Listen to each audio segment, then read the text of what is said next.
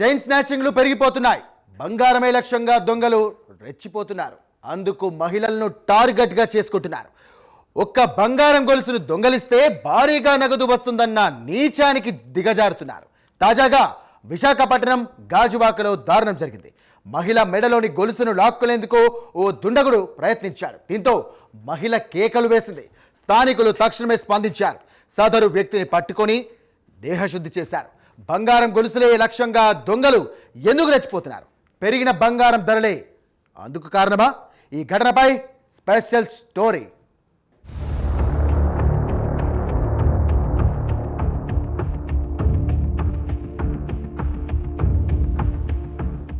విశాఖపట్నం గాజువాకలో chain snatching కలకలం రేపింది. కూర్మన్నపాలెం నేషనల్ హైవే దగ్గర ఈ ఘటన చోటు చేసుకుంది. పని మీద బయటకు వెళ్లిన మహిళ లక్ష్యంగా మారింది.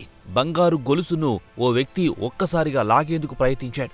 మహిళ గట్టిగా కేకలు వేసింది. చుట్టుపక్కలున్న ప్రజలు అప్రమత్తమయ్యారు. వెంటనే నిందితుణ్ణి పట్టుకున్నారు.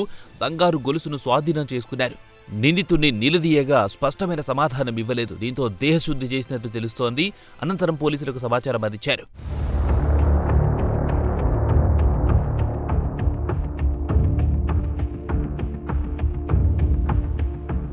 పోలీసుల విచారణలో నిందితుణ్ణి మాటూరు శ్యాంసుందర్గా గుర్తించారు. ఇతడు ఇదే తరహా నేరాలకు పాల్పడ్డాడా అనే కోణంలో పోలీసులు విచారిస్తున్నారు. అతడి వద్ద నుంచి చైన్ను స్వాధీనం చేసుకుని ఆధారాలు సేకరించినట్టు అధికారులు తెలిపారు. ఘటనపై గాజువాక పోలీస్ స్టేషన్లో కేసు నమోదు చేసి దర్యాప్తు ప్రారంభించారు. అయితే బంగారానికున్న డిమాండే ఈ మధ్య చైన్ స్నాచింగ్లు ఎక్కువ కావడానికి కారణమని తెలుస్తోంది.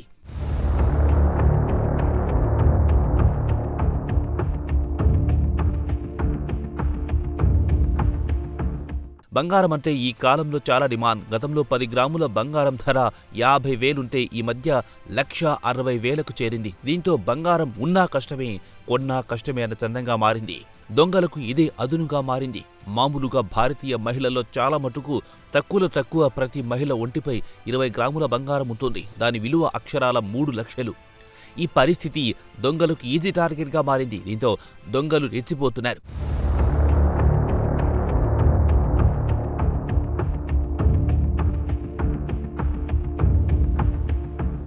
చైన్ స్నాచింగ్ ఘటనతో కూర్మన్నపాలెం పరిసర ప్రాంతాల ప్రజల్లో ఆందోళన వ్యక్తమవుతోంది.